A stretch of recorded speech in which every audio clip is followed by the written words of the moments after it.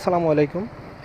এই যে রাতের বেলা বেরও হয় না সব সময়, যদিও বের হই এই রাস্তার জন্য আরও বের হয় না। এই এলাকায় যে এত পরিমাণ মানে ভাঙাচুরা রাস্তা, যেটা বলে হলো একটু বৃষ্টি নামলে দেখেন, আপনি রাস্তার অবস্থাটা দেখেন।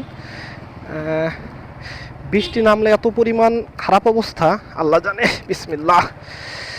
এইখান থেকে বাইক চালানো যে কি পরিমাণ রিস্ক, তাহলে আসলে বলার মতো না।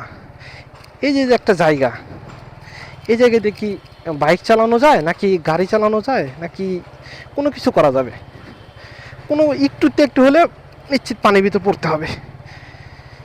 আসলে এই জায়গাটা দেখার একটা মূল কারণ হচ্ছিল এই এলাকার মানুষ যে কীভাবে থাকে বা কিভাবে চলাফেরা করে, এটাই আর কি।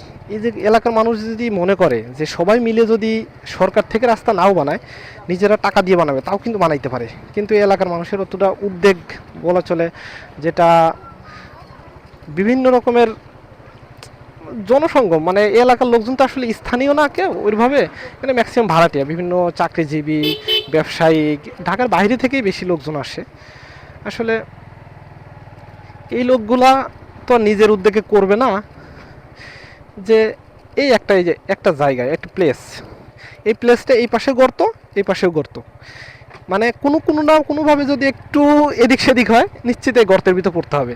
বিশেষ করে অটো, তিন চাকার যারা গাংচিল বলি, এই গাংচিলগুলা নিঃসন্দেহে রিস্ক জায়গা। এই গাংচিল বেশি এ রোডে চলে। আর এ রোডে চলার মূল কারণ হচ্ছে এলাকার মানুষ সবসময় ওই অটোতেই যাতায়াত করে। আর বাইক যারা আছে সে তো প্রতিনিয়ত এই সাফার করতেইছে, এটা নিঃসন্দেহে আপনারা দেখতেই পাচ্ছেন।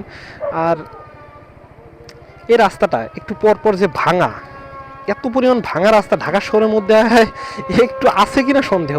আবার দুই পাশে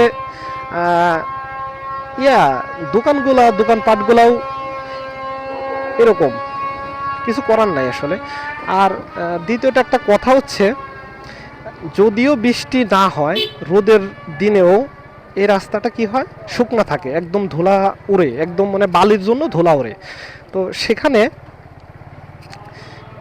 সেখানেও দোকানদাররা, আশেপাশের দোকানদাররা কী করে, পানি মারে যাতে ধুলা না উড়ে এইদিকে দেয়।